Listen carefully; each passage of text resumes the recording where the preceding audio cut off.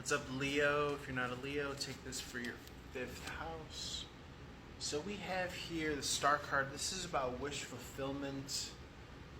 Okay, something in regards to maybe a living situation or a household. Yes, it could have to do with means or resources, finances.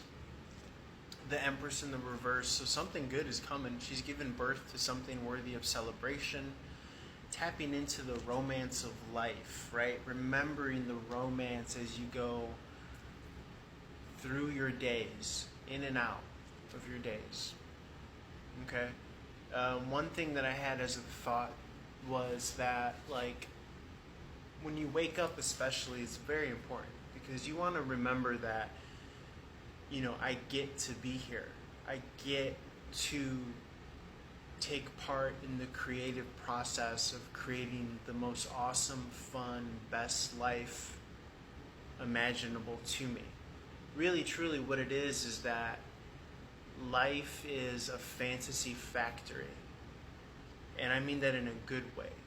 Healthy, good fantasies, healthy, good vibrations, where you can literally create in your life anything that you could imagine. And it could be infused with the energy of fun and play. You could, you know, do some serious work, but it could also be infused with a beautiful creative energy that makes time feel like it's flying by. That's how you know that you're in the flow state. That's how you know that you're doing good, right? So, for some reason, the message to you, Leo specifically, but also Crosswatcher, to everyone, is to kind of get into the habit of telling yourself, like, I get to do this. You know, I get to, it's not just a regular, there's no such thing as a regular day.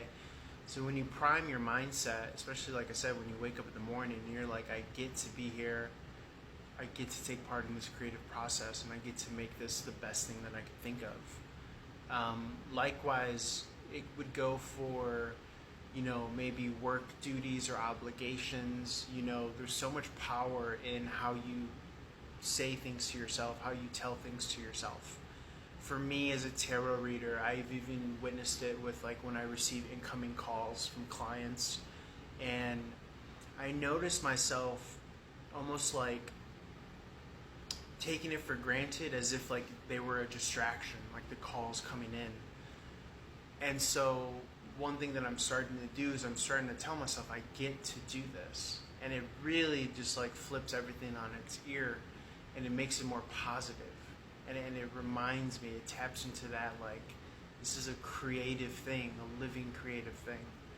And I think that what happens is, unfortunately, not to get so long and preachy, I'm going to end this video right now, but I think that if we're not aware, then we fall into our default. And the default is to not know what we're a part of. And then, unfortunately, you take things for granted. You know what I'm saying? So, not to get so, emotional, but it's kind of what it is. Let's roll on over to Virgo, and we'll see what comes out for Virgo.